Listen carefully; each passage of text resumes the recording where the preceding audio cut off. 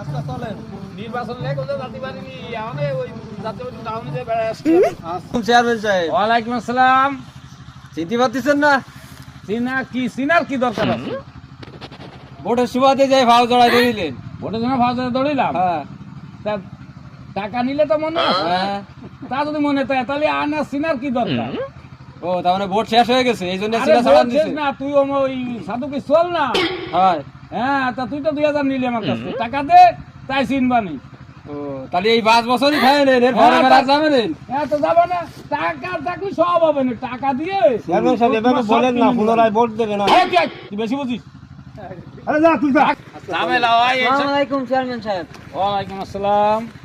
ওই আমার একটা ওয়ারেস কাম লাগতো। ওয়ারেস কাম কি বাপ মরে গেছে? হ্যাঁ হ্যাঁ। তো বাপ মরে গেছে ওয়ারেস কাম লাগবে, তা ভোট দিলি আমারে, ভোট আপনারা দিলাম না। তো টাকা নিলি কত?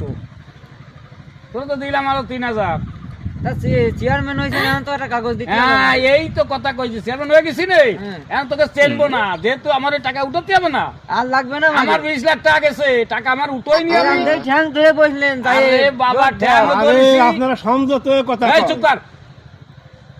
ঠ্যাংও ধরেছি, টাকাও দিছি। ঠ্যাং ধরলি তো ভোট দিসনি, টাকাও দেওয়া লাগেছে। তা আমার এই 20 লাখ টাকা আমার উঠতে হবে না? এই টাকা উঠোনো ভরে তারপর তোকে ওয়ারেস কামে সই দেবো। আচ্ছা তাহলে তার ভাই এই আগে- 5 বছর থাকেন। চেয়ারম্যান আরে সাহেব পরের 5 বছর কিনে আচ্ছা। নিবানি আর 20 লাখ চেয়ারম্যান খরচ যা তুই যা। করবি। এই আই তুই। কথা কয়। বিয়াদব টাকা